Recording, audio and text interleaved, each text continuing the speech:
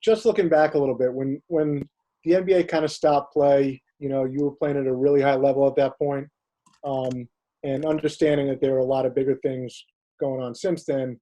Was it tough for you at that time to just kind of have everything stop when you had really found a real groove there? Yeah, I think so. But like you said, it was a lot of stuff going on.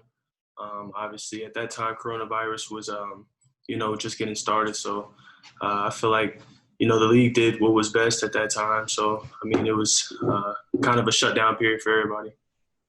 And when things did kind of stop, what were things like for you, with that downtime, whether it was, workouts that you were able to do or just how'd you kind of occupy yourself? A lot of home workouts, really, like with my family, people who I live with. And then when gym started opening back up a little bit, I was able to get in the gym a little bit. And you've been here in Brooklyn? I was kind of just around. I think I got back in market maybe 2 weeks ago. Okay. Thanks, Caris. Yeah.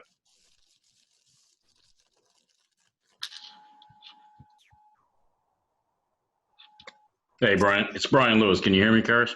Yeah, I can hear you. Hey. Clearly, you've been in the gym. You look like you got bigger, man. How much did you add any weight on there? Any muscle?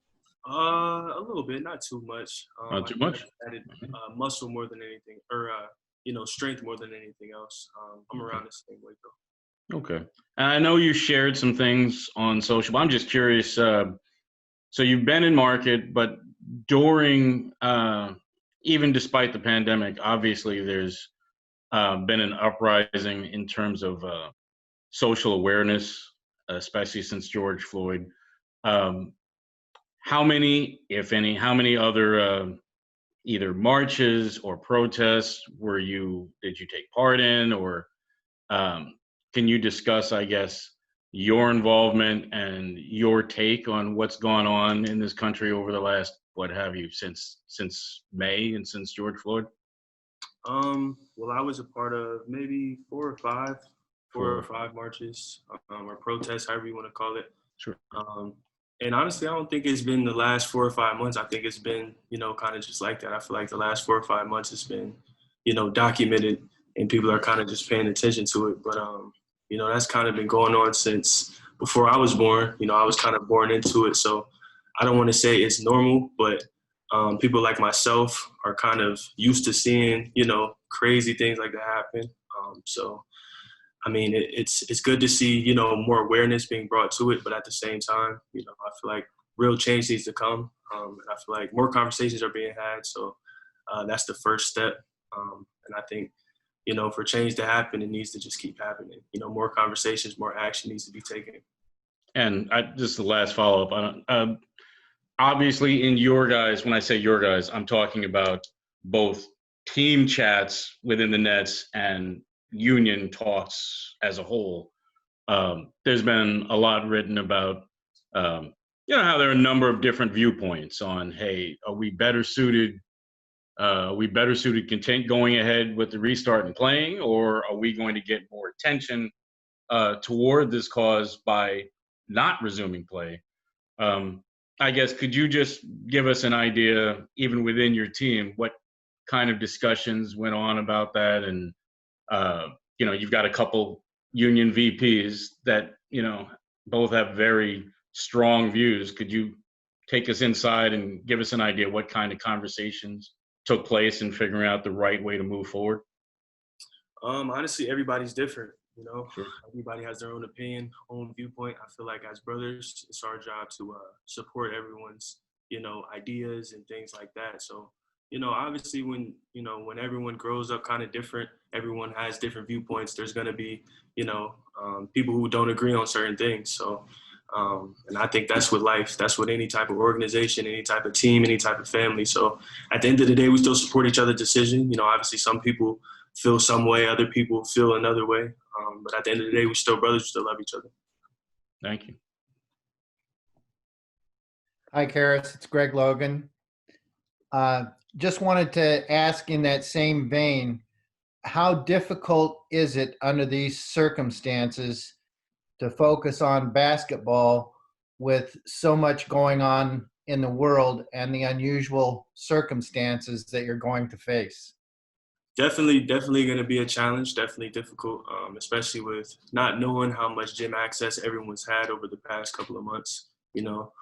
I've had the privilege of being able to work out probably a lot more than other people have. Knowing that going into it, and other people kind of were stuck in apartment buildings and things like that. So just from that standpoint, I know it's going to be tough. But obviously, some people losing family members to coronavirus. And then, other people being affected differently by, social justice and things like that. There's definitely a lot going on in the world right now. And basketball, is very minor compared to those things. So we definitely have a privilege, of playing the game and, being paid during these times. But at the end of the day, there's definitely bigger problems going on in the world. And how unsettling is it that so many players from your roster are going to be missing when you get down to Orlando? And teammates have fallen ill with the disease. Yeah, well, first and foremost, that's the main thing, making sure those guys are good and making sure those guys are healthy. Like I said, basketball comes secondary to health and, family and making sure everyone's okay. But, next man up, if we're talking basketball talks, is next man up. We have, guys on the roster who are eager to play and things like that. So I think, who's ever on the court is going to get their all. And finally, for me, obviously, the load is going to be on you to carry the offense. I mean, some people have even speculated you'll be taking 25 to 30 shots a game. Just when you look at this from a realistic standpoint, what do you see being demanded of yourself in terms of leading this team at this difficult time?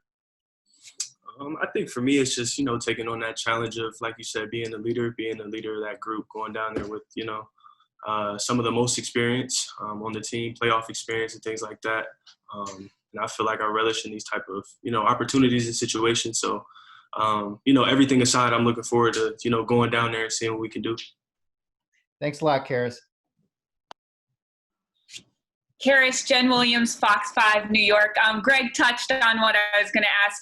In that same vein, when it comes to leadership, how have you thought about how you are going to keep yourself mentally sane and your team mentally sane during this time, especially when you're not just dealing with basketball, but the pandemic and obviously issues, social justice issues that are just 10 times bigger than basketball? I don't really have all the answers for all of those things. Keeping everybody sane. I know with me, I don't really do a lot of things anyway. So, I'll be fine. I read a lot. I watch a lot of film. So for me, it won't be, too difficult to be kind of confined in an area. But, for other people, it may be different. But like you said, there's definitely, bigger issues at hand. And I feel like everyone will handle that differently. But as a team, we have each other. And we can have conversations and we can hang out as a team and make sure everybody's okay. Because obviously there's no family allowed down there for the first however long. So, we're all we have at that point. Thank you, Caris. Hey, Caris, kind of touching on what Greg was asking, with the amount of guys that have opted out of Orlando for you guys, do you think you can still run a similar system to what you were doing with Jacques before this all went, or you think you might have to make some adjustments? Just, you guys are a little thinner down low without Nick and Wilson and DeAndre. I mean, do you think this offense can still kind of function as is? You might have to make some adjustments. Obviously, there'll be adjustments with, different personnel. I think that's inevitable. But I feel like I said, next man up, we have a lot of talented guys on the roster still. And I know those guys are very eager to, get their chance and opportunity to go down there and kind of make a statement and kind of show what they can do. So I'm sure everyone who's, opted in is very excited to go play. I know this isn't maybe the best comparison, but that the half you had against the Celtics when you had 51 points, I mean, that rally you guys had was really you and a bunch of guys that now are going to have heavier roles in Orlando. Even though it's a small sample size, you kind of look at that game or quarter against the Celtics kind of showing that you guys can still hang with really good teams despite not having all your main guys. I mean, the Celtics still had Tatum, Jalen, Kemba, their main guys when you guys were pulling off that run. I think, NBA guys are NBA guys at the end of the day, whether they, have gotten a shot or not. I feel like the guys who were in that game, a lot of them were young, like, Chioza and TLC, guys like that are still NBA caliber players, really high level players that, have a lot of talent. So I feel like when guys are put in those positions, there's not really a lot of thinking going on. They're just hooping.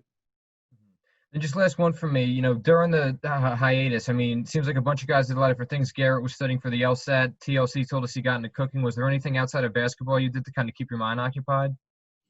To be honest, not really. I did a lot of reading, but I kind of do that already. And just hung out with a lot of family. That's it, really. Thank you, man.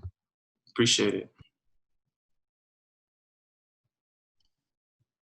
Caris, thanks for taking the time to do this. I had a couple follow-ups on what a couple people have already asked. The first one is, as you guys had conversations as a team, given what was going on socially, guys testing positive, guys opting out, was there ever a point as a group where you thought, you know what, we may decide not to go to the bubble?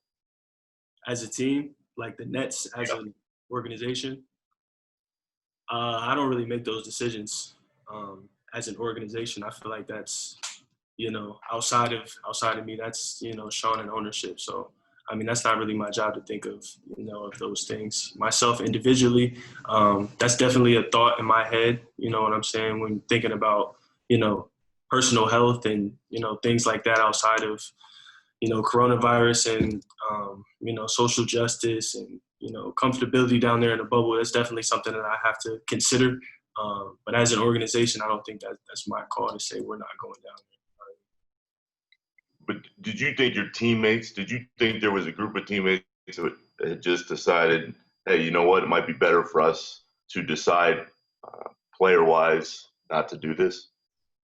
Individually, I'm sure they did think that, but as an organization, I'm not sure if that's our call. I think that even if, those group of players didn't want to go, I feel like they would still push guys out there to play. I'm not really sure how it works, so, yeah. From a basketball standpoint, with everybody out and the roster changing the way it has, what do you think changes for you the most on the floor now? Obviously with, new personnel and things like that, I feel like, everyone's role is going to be a little bit different. Everyone's going to be asked to do a little bit more on the court. So we haven't played with these group of guys. So, that's an answer I can't really give you right now. It'll definitely be a challenge. It'll be fun to go down there and kind of, compete. But, everyone's role will be a little bit different. And, hopefully everyone is, ready for that task. Hey, Caris, this is Grady. You're training under unprecedented circumstances. How close to 100% do you feel in terms of, conditioning, timing, all that to be ready for games to be played later this month? I feel good right now. Honestly, I haven't played I haven't played in games since March, so that's a question I really don't know. I feel good in my workouts though. And if I didn't, honestly, I wouldn't be going down there to play. So I'm looking forward to getting out there. And in terms of social justice, I know it's been a short period of time and we still have a long, long way to go, but in what ways have you seen progress in terms of a step in the right direction?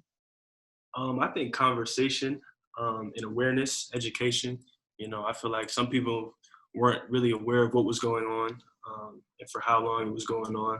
Just having conversations with different staff members on my team or, just different, ex-teammates I've had, teammates that I've had, just talking about my experiences and, what I've gone through. It's kind of, different to imagine that people didn't really know that was going on. But I feel like education is the most important part right now. And then going forward, people kind of know that we were behind the eight ball a little bit. And then going forward, I feel like, more action will definitely be put in place. But I think conversation and education is the most important thing right now. Caris, how's it going, man? What's going on? Good, good. No, I guess first and foremost, how is everybody? How's your family? Is everybody safe and healthy right now? Everybody is healthy right now. Everybody's safe. Good, good. Obviously, you had a switch up in your hairstyle. How'd you end up with cornrows, man? Just boredom, really. I let my hair grow out, and I was like, let me just try something new. I never had it before, so I was like, let me just try it. Gotcha. I saw you post a picture of AI on your Instagram. Was that kind of did you get inspiration from him, or was it just you just going to do something He random? was my favorite player growing up, and Gotcha. I always kind of wanted him. Yeah. I never really grew my hair out to the point where I could get him. During quarantine, I just didn't cut my hair, so I was like, let me just try it. Got you. Obviously, the NBA said they're going to allow players to have statements on the back of their jerseys. Have you given any thought as to what you wear, or if you will do anything on the back of your jersey, or if you're going to use your platform to promote some type of message of social awareness while in Orlando? I've definitely given it some thought. I haven't come up with what I'm going to do exactly just yet, but it's definitely in the works right now for sure. Got you. While you mentioned that you went on quite a few marches during this time. What did you learn maybe about yourself that you didn't know before George Floyd's death? Obviously, it impacted a lot of people in different ways. So I'm just wondering how maybe it was an introspective moment for you over these past couple months. I think for me, I'm not sure if I learned anything about myself really. I think just how his story kind of resonated, with myself or my family, because that definitely could have been me out there, could have been one of my family members out there. Right. And, myself, my little brother, my cousins have all been, victim of, racist police or prejudice or things like that, getting pulled over in a car and kind of, having to search the car for no reason. Right. So that easily could have been myself or someone that I know. So I think that kind of put everything into perspective, like, wow. That's really going on right now. Right. I think it was Joe who said that Jacques has been in kind of like constant communication with the players over this time. What has his message been to you, I guess, specifically over these past couple months, since you guys really haven't been able to be in person up until recently? What has those conversations been like over the past couple months with Jacques? I think at first just watching film on Zoom, kind of like we doing that. Just, keeping conversation alive, making sure that each of our family members are okay and safe and things like that. And now just leading into the gym, making sure, my body feels good, my game feels good, and my head's good, going down there. Gotcha. And last question, in those months where there's no access to team facilities, how are you kind of trying to add new things to your game or work on your game when you really don't have access to where you work out at? Kind of just making sure my body feels good so that, when I get on court, I don't have any setbacks or anything like that. So I think I did a good job of that, keeping up with my strength work. And then when I got back on court, my body felt really good. So I was able to, just dive right in. Got it. Thank you, man. Appreciate it. Yeah. All right, guys, last question. What's up, Caris? Happy to hear everybody well. Happy to hear you well. I just want to know, with Kyrie out and Spencer potentially out, have you and Jack discussed playing point guard at all? Not really, but I kind of was playing point guard with those guys who were on the team or playing in general, so I'm sure that'll definitely be in the works. Now, obviously, Jacques has a bit of a chip on his shoulder. You've been working closely with him over the years. What can you say about him as a person, as a coach? Well, as all of you know, he played in the league, so he's very competitive. He knows a lot about the game, knows a lot about the league in general, knows a lot about winning and what it takes to win. He's played in the finals, things like that, played on a really good Jazz team. So he knows what it takes to get there. So, as a young player in the league, someone who's aspiring to get to that level, it's good to be around, a winning type of culture each and every single day. And he definitely, has my best interests, on the court. He, tells the truth every single day, and that's all I ask from him. So definitely, good going to work with him each and every day. Cool. Last one. Do you feel like last year's playoff experience helps you going into Orlando, high-pressure situation where you kind of have to step up and be the leader? I think so. I think last year was, different, obviously, in the fact that there'll be no fans in Orlando. It won't be like a traditional playoff experience. But I think, the playoffs help confidence more than anything else. If you can play in the playoffs, you can play anywhere. So I think on that standpoint, definitely.